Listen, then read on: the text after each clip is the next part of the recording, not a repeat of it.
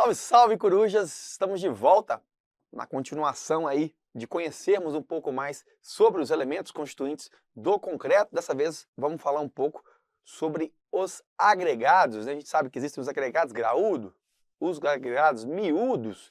O que os distingue e quais são as outras classificações que nós podemos ter dentro dos nossos agregados. Primeira definição de agregado, que é nada mais, nada menos do que um material granular, geralmente inerte, com dimensões apropriadas e propriedades adequadas para preparação de argamassa ou concreto. Uma definição muito ampla, muito genérica, né? Ou seja, qualquer material granular que possa ser utilizado com dimensões e propriedades, claro, adequadas para ser utilizado em concreto ou argamassa, pode se tornar aí um agregado. Ideal que fossem inertes, né? Porque a gente vai ver na parte de patologias, né? Alguma reação, por exemplo, álcool agregado, onde a gente tem agregados reativos, mas o ideal aqui é que nós tenhamos agregados como materiais inertes e que têm dimensões e propriedades adequadas para serem introduzidos e utilizados nos nossos concretos. Tem uma definição muito próxima, né, quando a gente fala do concreto abarcado pela NBR 6118, que é um concreto entre 2.000 e 2.800 quilos por metro cúbico, né, o peso específico ali dos concretos normais. Temos também isso para os agregados, né? Os agregados, a variação, a faixa de atuação para um agregado normal, ela é um pouco maior, de 2.000 a 3.000 quilos por metro cúbico. Como referência, a gente utiliza água, 1.000 kg por metro cúbico, então de 2 a 3 vezes o peso da água é o peso desses materiais granulares que são utilizados para o nosso concreto. Mais comumente, obviamente, os agregados normais, né, tido como peso específico normal, ou massa específica, como queiram. São eles alguns exemplos aqui: basalto, diabásio, granito, gneiss, né? Essas duas rochas muito utilizadas, o calcário, o arenito, dentre outros. Mas nós temos os agregados leves e os pesados. Como exemplo de leves, as argilas expandidas, escórias, vermiculita, ardósia, resíduo sinterizado de esgoto, entre outros.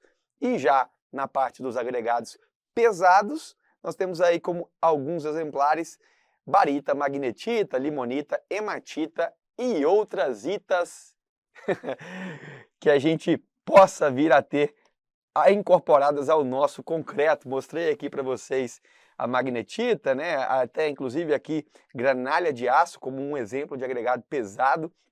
Agregado leve, lembre que essa vermiculita e a argila expandida são dois exemplares aí muito utilizados, né, nos concretos leves, mas temos aí outros pedra-pome, pérolas de isopor, por exemplo. Mas aonde a gente vai focar? A gente vai focar nos agregados normais, assim como os concretos normais, que são feitos de areia, de brita, pode ter ali um seixo rolado. É aqui que a gente vai concentrar energia, que vai concentrar os esforços nessa aula sobre agregados, tá? Para o que surge, então, a necessidade? Por que a gente utiliza agregado nos nossos concretos, né? Na nossa argamassa também, a gente utiliza ali esses agregados, seja ele miúdo ou graúdo, porque nós precisamos dar estabilidade dimensional para o composto, né, para o nosso concreto, e nós precisamos também economizar. Então, do ponto de vista de estabilidade dimensional, nós utilizamos agregado. E também para viabilidade econômica, já que a grande parte, ali 60% a 80% do nosso volume de concreto vai ser composto por esses agregados. Se fosse só cimento e água, nós teríamos primeiro uma reação com grande variação volumétrica, muita liberação de calor e extremamente custosa, né? Então a gente tem aqui o agregado como essas duas principais funções: reduzir o custo e dar estabilidade dimensional ao conjunto. Olha, eu falando emocional, né? Você, de repente, concurseiro, gostaria também, né, de ter aí estabilidade emocional causada pelo agregado, mas isso não acontece. Gente, duas são as categorias principais do agregado: miúdo ou graúdo. A norma 7211, que define os agregados para concreto, ela geralmente estabelece a peneira que os separa, que é a peneira 4, né? Número 4, de abertura 4,75 milímetros. Então, passou daí, é agregado miúdo. Ficou retido aí, é agregado graúdo. Lembrando que aqui abaixo dos 150 milímetros nós temos a peneira 200 e o fundo nesse ensaio de granulometria que a gente vai ver, e acima disso nós já temos um agregado fora da faixa de utilização para concreto, né? Não deixa de ser um agregado graúdo, mas não está na faixa granulométrica dos nossos agregados, tá? Utilizados aqui para o nosso concreto.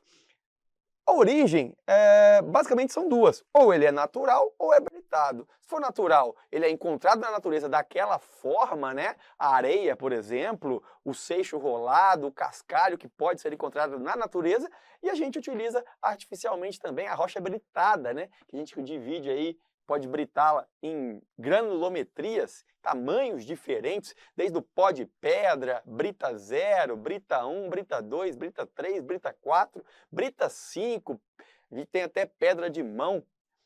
Esses são os agregados artificiais. Para o concreto brita 1 e brita 2, vocês vão ver as dimensões, são as dimensões que a gente utiliza nas peças usuais de concreto, tá?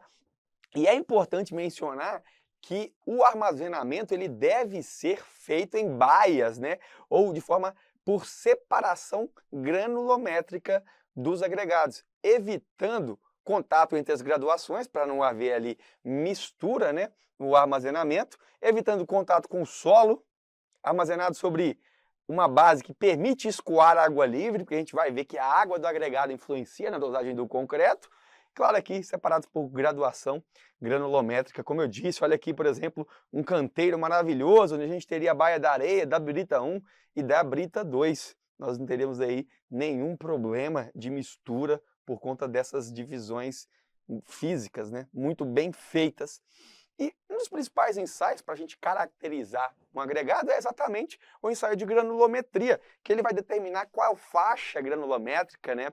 Qual o tamanho das partículas através, claro, das peneiras e da malha retida, né, do peso de agregado retido, numa espécie de ensaio muito semelhante ao que a gente provavelmente viu na graduação, ou vê muito por aí, né? O ensaio de granulometria tem dimensões muito maiores do que essa, mas esse ensaio de laboratório nada mais é do que uma sequência de peneiras da série normal ou da série intermediária. A gente vai ver rapidamente a sequência das peneiras e mede-se ali o peso do conjunto antes e depois que separado em frações granulométricas, nós conseguimos montar a curva, né, granulométrica do material, com percentual passando ou percentual retido, acumulado também. A gente consegue, de fato, fazer algo semelhante ao que nós vimos aqui para entender um pouco mais sobre o comportamento desse agregado, a distribuição dos tamanhos dos grãos desse agregado. Veja que a gente tem uma distribuição,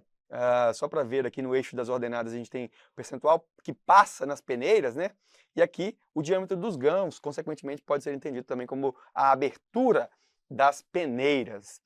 Passando no ensaio de peneiramento, nós vamos ver que 100% do agregado vai passar ali numa peneira de aproximadamente 10 milímetros, 20 milímetros de abertura, até o ponto onde nós temos aqui menos de 0,1 milímetro, onde todo o agregado vai ser retido. Então, nesse intervalo de graduação, nós temos, claro, peneiras intermediárias, que serão representadas aqui por marcas no eixo das abscissas, que seria uma analogia aí às aberturas de cada uma dessas peneiras. Uma analogia não, né? Uma representação, na verdade. Quando a gente tem uma curva bem suave, numa forma de S, assim, onde a granulometria ela está bem dividida, nós falamos que temos um solo ou um material bem graduado, com uma graduação contínua, que seria nada mais, nada menos do que esse solo A representado em azul. Solo bem graduado, tem várias frações de vários diâmetros diferentes, de modo com que elas se organizem montando um conjunto sólido, um conjunto resistente que preencha com grãos menores os vazios deixados pelos grãos maiores. Então é um solo bem graduado, uma granulação contínua. No solo B, indicado aqui em rosa, nós temos uma graduação descontínua, marcada por uma faixa granulométrica onde nenhuma peneira reteria nada. Então você imagina que passou todo mundo aqui, aliás, ficou retido aqui, aqui passou direto, não tem ninguém aqui, não tem ninguém aqui, começou a ser retido novamente lá embaixo. Significa que um tamanho, uma certa fração ali, não existe, né? É o que nós falamos de graduação descontínua, ou também chamado, embora há divergência, de solo mal graduado, graduação aberta. Essa graduação aberta é um termo que pode servir tanto para graduação descontínua quanto para uniforme, porque quando você vai avaliar pavimentação, né, o estudo dos solos e dos materiais para pavimentação asfáltica, quando se fala em graduação aberta, geralmente é uma insuficiência de finos. Mas aqui para o concreto, vamos falar que uma graduação descontínua pode ser entendida como uma graduação também aberta.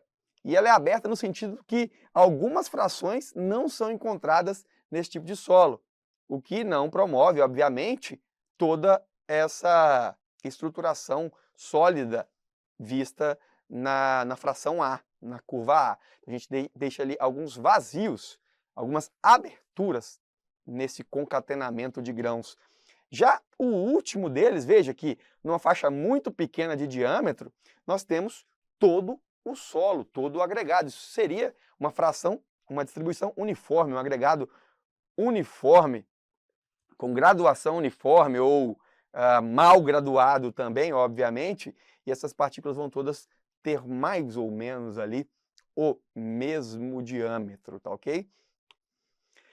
E aí nós vamos ver duas propriedades dos agregados para concreto muito importantes. São elas a dimensão máxima característica e o módulo de finura, tá ok? Primeiro, na dimensão máxima característica. O que é a dimensão máxima característica? Ora, tida essa série de peneiras dada pela NBR 7211, série normal e série intermediária, que pode ser montada nesse conjunto com peneiras aqui, tanto da série normal, da série intermediária, ou, no caso dos ensaios, ambas juntas ali, todas essas séries acumuladas. Nós vamos ver o seguinte, que a dimensão máxima característica do agregado, ela corresponde à abertura em milímetros da malha da primeira maior peneira da série normal ou intermediária, então eu utilizo tanto normal quanto intermediária, na qual o agregado apresenta porcentagem retida acumulada igual ou imediatamente inferior a 5%. Então veja, igual ou imediatamente inferior a 5% de massa retida acumulada. Vamos ver um exemplo prático disso, né? Depois, com base nessa dimensão máxima característica, nós podemos ali classificar, embora tenha aí outras classificações, até alguns fornecedores apresentam a própria classificação de dimensão máxima das britas, né, do seu agregado, mas nós vemos ali que até quase uma polegada, que seria a brita 2, né, 25 milímetros ali, próximo de uma polegada, 19 milímetros, é o que eu digo que é a maior faixa de trabalho para o nosso agregado graúdo, tá? A gente vê aqui os tamanhos, embora a gente tenha ali até mostrado aqui a pedra de mão, já fica a partir da brita 4 fora dos limites aplicáveis. Veja que 75 milímetros é o topo para o nosso agregado graúdo aplicado em concreto. 75, 76 ali, depende da literatura, mas basicamente até a brita 4 eu ainda posso utilizar, embora a brita 1 e a brita 2 seja a solução para a grande maioria dos casos do nosso dia a dia, né, como engenheiro. Agora veja, no meu ensaio, isso daqui é um ensaio que tem o tamanho das peneiras, o milímetro de abertura da peneira, e aí ó, fez 2 ensaios, tirou a média, e olha, a porcentagem retida, tem a porcentagem retida em cada uma das peneiras, mas o que interessa é a retida acumulada. Veja que para 9,5 milímetros não acumulou nada. 6,3 milímetros não acumulou nada. A peneira de 4,8 milímetros já acumulou 2% de massa acumulada. A peneira de 2,4 milímetros acumulou 5%. Daí para frente, as outras peneiras têm aqui o total acumulado. Veja que é o igual ou imediatamente inferior. Não é o maior diâmetro que teve, não é a maior abertura de malha que existe no ensaio, porque a maior neste ensaio aqui, no caso, seria 4,8 milímetros. Essa é a dimensão máxima do ensaio. Só que a dimensão máxima característica é a maior mas a primeira que retém 5% acumulado de massa. Então aqui, ó, 2%, se não tivesse outro, fosse 2, e depois pulasse direto para 11, a 2% seria a dimensão máxima característica. Como aqui a gente tem 2, 5 e 11, 5 é a dimensão, na verdade não é a dimensão corresponde à abertura em milímetros, que é 2,4. E aqui 5% acumulada igual ou imediatamente inferior. Estamos aqui diante, então, de um agregado com dimensão máxima característica de 2,4 milímetros. Aqui nem é um agregado graúdo, né? Nós estamos falando aqui de um solo, uma vez que o agregado graúdo ele é maior que 4,75 milímetros. Aqui você vê que todo o solo tem diâmetro igual ou inferior. Na verdade, aqui uma pequeníssima parcela, 2%, tem diâmetro acima de 4,8. Mas aqui, para exemplo, dimensão máxima característica 2,4 milímetros. Agora, a outra propriedade que eu disse que é importante. A primeira dela, dimensão máxima característica, está relacionada ao agregado graúdo, né? Mais ao agregado graúdo, embora sirva para solos também. E agora nós vamos falar sobre uma propriedade do agregado, do conjunto, né? Do ensaio, tanto agregado graúdo quanto agregado miúdo, sendo mais voltado ali na sua aplicação em relação ao agregado miúdo, que é o módulo de finura. Nada mais é do que a soma da porcentagem retida em massa de um agregado na peneira da série normal dividida por 100. Então eu somo a massa acumulada de todas as peneiras da série normal. Esquece aqui, ó, excluir aqui do lado a série intermediária, só utiliza a série normal. Somatório acumulado nas peneiras, divido por 100. Dividir por 100, vou encontrar o módulo de finura. Esse módulo de finura, ele pode se enquadrar dentro da zona ótima, dentro da zona utilizável ou fora. Se ele estiver fora, não pode ser utilizado para concreto. Se ele estiver na zona ótima, maravilha, 2,2 a 2,9. Fora desse intervalo ótimo, ainda assim pode ser utilizado, embora não tenha ali uma indicação ótima, né? E o que isso influencia? Na trabalhabilidade do concreto. Nós vamos ver no slide sequente um cálculo rápido e a aplicação prática desse módulo de finura. Veja que uma areia muito grossa, ela dificultaria, né, o bombeamento, porque eu tenho um concreto mais viscoso. Uma areia muito fina, vamos ver as consequências na sequência. Olha o ensaio aqui, o mesmo ensaio, com as peneiras da série normal. Eu vou somar o percentual acumulado, cheguei a 235. Somei e dividi por 100, 2,35, olha que maravilha. Está na faixa, na zona ótima para a utilização do agregado. Esse aqui seria um agregado miúdo. Maravilha? Qual a aplicação do módulo de finura no nosso concreto? Quando eu tenho um módulo de finura muito alto, significa que grande parte dos agregados começaram a ficar retidos nas maiores peneiras. Isso faz com que toda a sequência de acumulados esteja com números altos. Então, o módulo de finura alto é um agregado mais graúdo. E a gente tem que colocar na cabeça o seguinte: módulo de finura mais alto não é um agregado mais fino, é o oposto. O módulo de finura alto é um agregado mais graúdo. Módulo de finura baixo, aí sim, um agregado mais miúdo. É contraintuitivo, né? Mas é exatamente essa a definição. Quanto maior o módulo de finura, mais graúdo é o agregado. E aí, quanto mais graúdo é o agregado, menor será a sua superfície específica. Outra coisa que a gente pode observar nessa figura. Superfície específica é a área superficial dividida pela massa. Quando a gente tem um agregado graúdo, ele tem menor superfície específica do que o agregado miúdo. Perceba que o agregado miúdo, apesar de ter pontos muito pequenos, grãos muito pequenos, cada um dele tem toda aquela superfície. Quando a gente divide a área superficial por massa, nós vamos ver que a superfície específica do agregado miúdo é maior. Então, quanto maior o agregado graúdo, menor a superfície específica. Qual é o impacto disso? Qual é o impacto do módulo de finura, da superfície específica na dosagem do concreto? Quando ele influencia, óbvio, na quantidade de cimento necessária para envolver os nossos grãos. Quanto menor o módulo de finura, presta atenção nisso daqui para você entender. vamos lá. Quanto maior o módulo de finura, mais graúdo é o agregado. Então vamos pensar o contrário. Quanto menor o módulo de finura, mais fino é o agregado, mais miúdo é o agregado. Se é mais miúdo, tem mais superfície específica, tem mais área superficial por massa. Agora vamos seguir o raciocínio.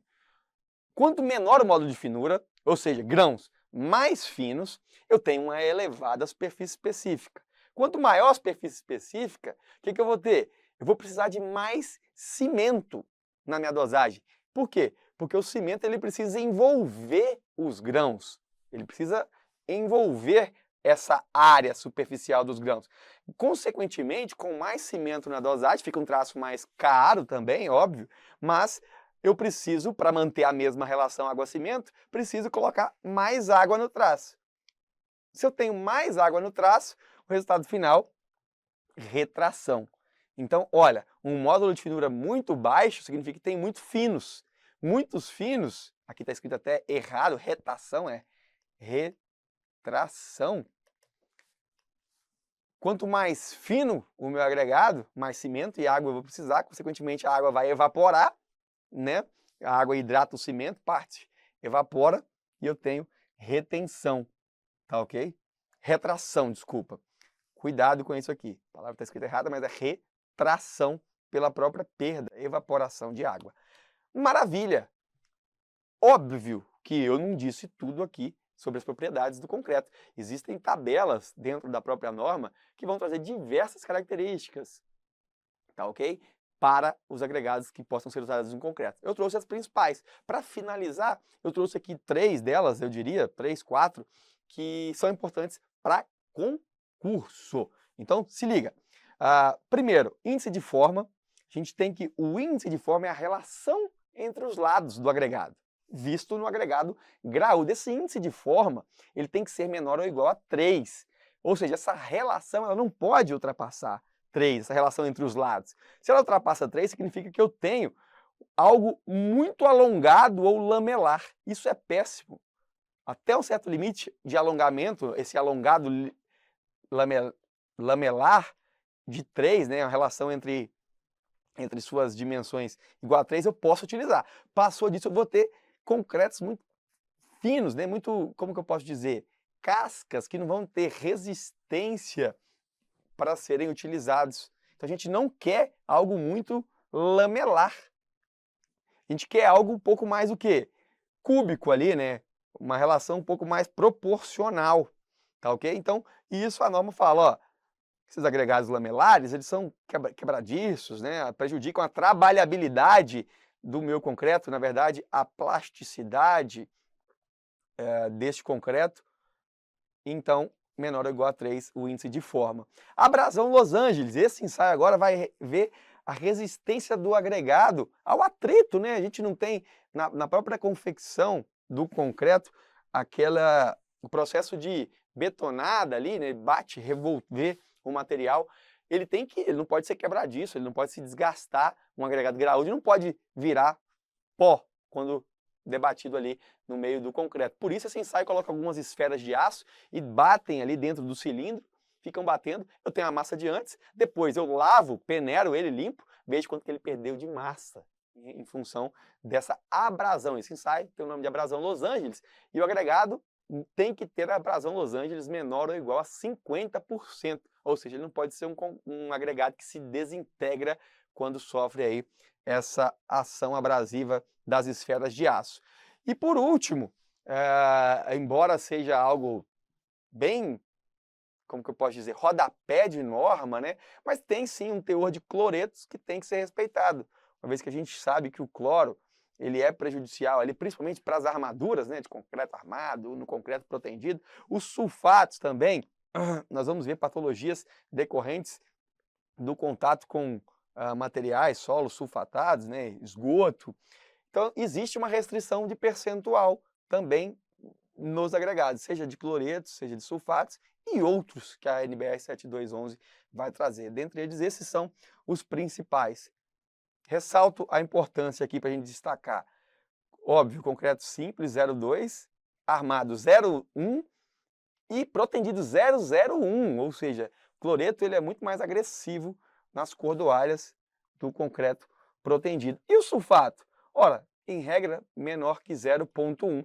Só que existe uma observação na tabela que diz que, desde que o teor trazido ao concreto por todos os seus componentes, água, cimento, adições, aditivos, não exceda 0,2%, ou que eu use um concreto resistente a sulfatos, eu posso ultrapassar um pouco esse valor de 0,1, que excederem ali esse limite de sulfato estabelecido. Então, há essa previsão de exceder um pouco esse 0,1, desde que o material que eu traga para o meu concreto não tenha ali, não exceda 0,2% de sulfatos, tá ok? Vocês vão ver no bloco seguinte, a gente vai resolver algumas questões que, infelizmente, trazem coisas desse tipo, lamentável.